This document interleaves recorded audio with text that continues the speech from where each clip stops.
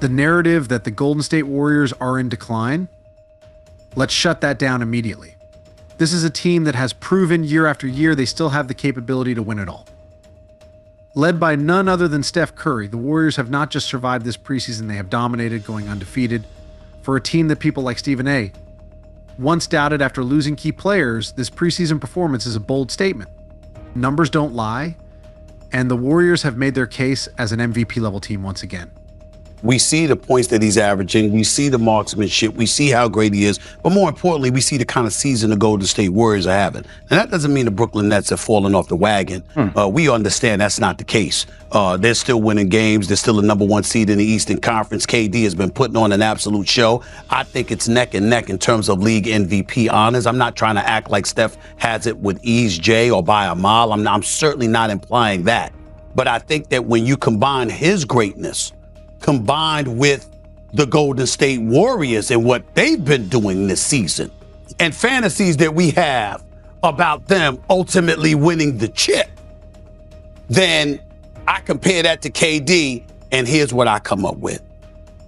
A sensational dude, a professional scorer, an individual, while Steph Curry may be the greatest shooter in the history of basketball, KD might go down as the greatest scorer in the history of the game before all is said and done. I'm not trying to dismiss anything he's doing.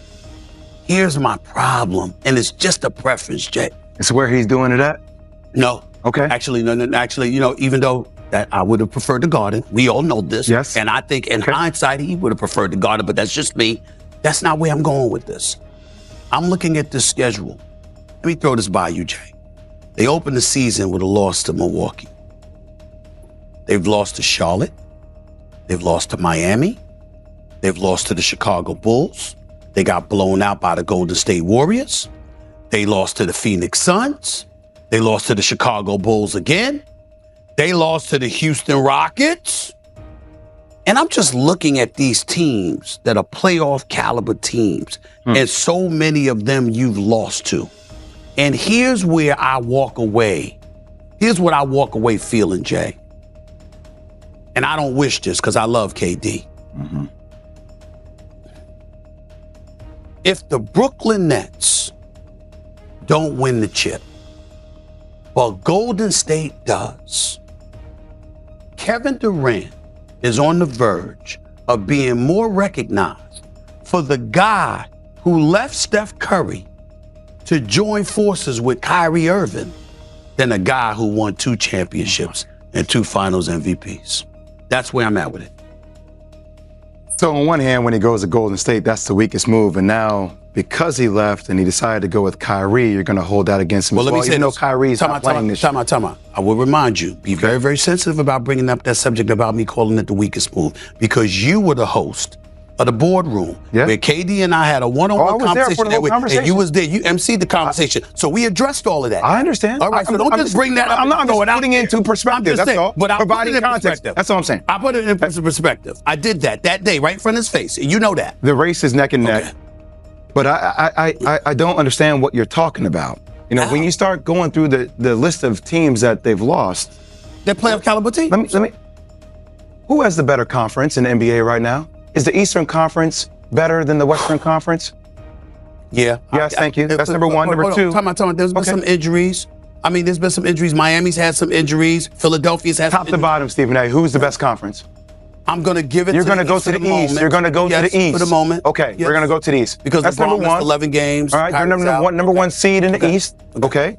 They have, the Golden State Warriors have 3 more wins than the Brooklyn Nets. They blew out Brooklyn. Okay, that's fine. Okay. What is Kevin Durant shooting from the field? 50, I don't have it in front of me. 52%? 52% and 37% from 3-point range. So he's close to 50, 40, 90? Yes. What is Steph Curry shooting from the field? I have a look. 42%. Okay. And he's shooting close to 40% from the 3-point line. Okay. Who leads the NBA in scoring? KD. Okay. So they play in the better conference. They lead the NBA in scoring. They're shooting a better true shooting percentage and effective field goal percentage from the field. How could you have Steph with a slight advantage over Kevin Durant for MVP? Because I just explained it. I just explained it. You want me to regurgitate That would my like for you comments? too, because maybe it didn't register with all the facts that I just gave. No. Because again, you're looking at things just from a percentage perspective. I'm looking at impact. I'm looking at the impact that Steph Curry has had on the rest of his team as well. Without Klay Thompson, without James Wiseman, I'm looking at that. So I'm looking at impact in Kevin Durant when James Harden hasn't been himself. Well, you asked me the question exactly. And Kyrie Irving hasn't been on the floor. Time out. And who do you think is partially responsible for that? What do you mean? Excuse me. Yes, they're professionals and they got a job to do, and they're coming up short. But who's the face of the franchise? Kevin Durant. Okay, so if something's going wrong with the Los Angeles Lakers, don't we look at LeBron? Stephen A. Stop. Don't we look at it? Stop it. Don't we look at it? Here. So you're putting that on. So you're putting James Harden's ability to try to get people involved, even though he's averaging like 8.5, 9 assists. You're putting his lack of scoring on Kevin Durant. That's Kevin Durant's fault. Hold on. Excuse me.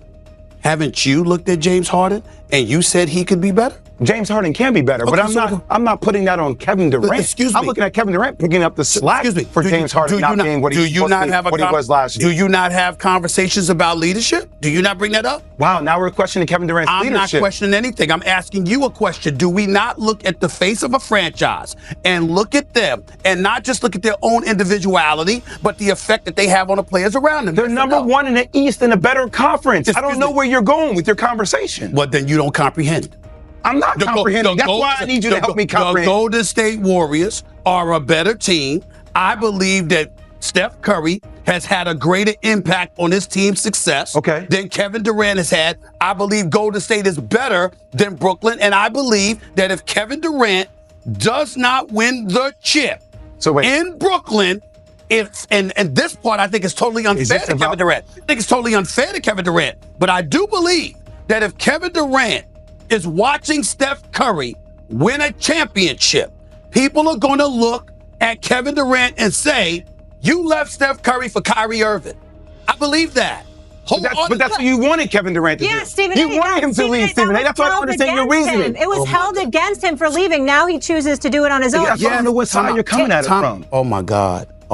I love when I frustrate you like this. You do frustrate me. I know I do. Both of y'all do, because it ticks me off when you act like you're not comprehending what I'm saying. Yes, I wanted Kevin Durant to go someplace else and win a championship, okay? I would have preferred the Knicks, but that's a subject for another day. What I'm saying is, when you consider all that has happened in Brooklyn, with Kyrie not being there, with James Harden coming in out of shape, not once, but twice, okay? I'm not blaming Kevin Durant. I'm saying it ultimately is going to be held against him. If Steph Curry... So you just don't like the way Kevin Durant went about forming his own team? I didn't say that. The decision of Klay Thompson to leave the Warriors is starting to look like a mistake in the eyes of many.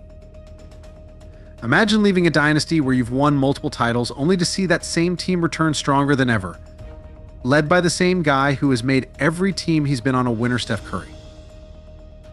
And if you think the Warriors' success is just a coincidence, let's dive into how Curry's leadership and playmaking continue to affect this team's destiny. Steph Curry is not just a player, he's an offensive juggernaut.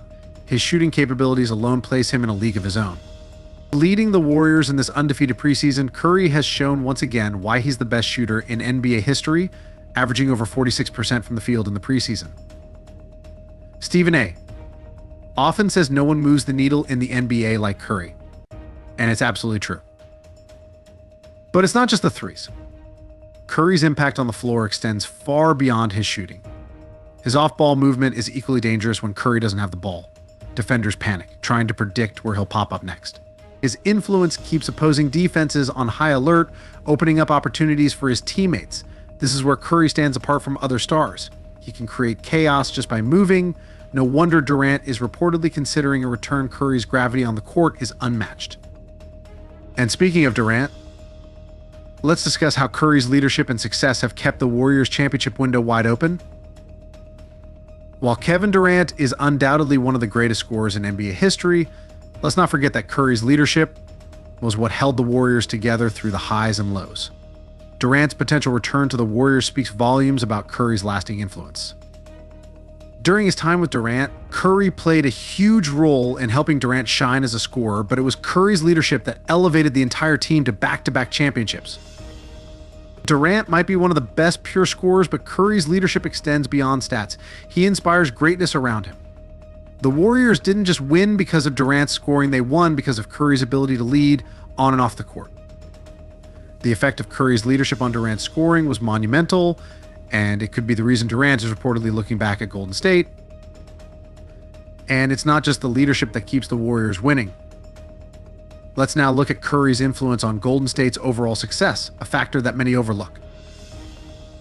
The success of the Golden State Warriors is built on the foundation of Steph Curry's unparalleled influence. His presence alone elevates the play of everyone around him. Even with the departure of Klay Thompson, the Warriors remain contenders, and much of that is thanks to Curry's ability to keep the team's momentum going. When Curry is on the court, the Warriors' offense clicks in ways that no other team can replicate. Golden State's system works because Curry makes it work. The ball doesn't stick with Curry and moves, it flows, and eventually it finds the open man.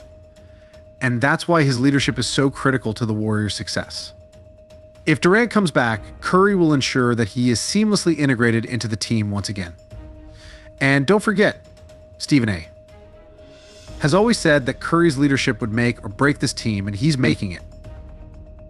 Now, let's talk about how Curry's off-ball movement makes him even more dangerous than he appears. Curry's danger doesn't end when he passes the ball. In fact, he becomes even more of a threat once the ball leaves his hands. His relentless off-ball movement makes it nearly impossible for defenders to stay with him, forcing the opposing defense to make mistakes. The Warriors system thrives on Curry's ability to disappear and reappear in an instant, catching the defense off guard. We've all seen the panic that sets in when Curry starts moving off ball. Defenders scramble, switches get botched, and before they know it, Curry's wide open for a three. This off-ball movement is what keeps the Warriors' offense humming at such a high level. It's the secret weapon that makes Steph Curry more than just a shooter, he's an unstoppable force. And if Durant does return, Curry's off-ball prowess will give the Warriors an even deadlier combination. With all these strengths in play, it's clear that Curry's leadership will drive the Warriors toward another title, but it all hinges on one key factor: how well they handle the loss of Klay Thompson. In the end, Steph Curry remains the heart and soul of the Golden State Warriors. From his MVP-level shooting to his unmatched leadership, Curry has positioned the Warriors for another championship run.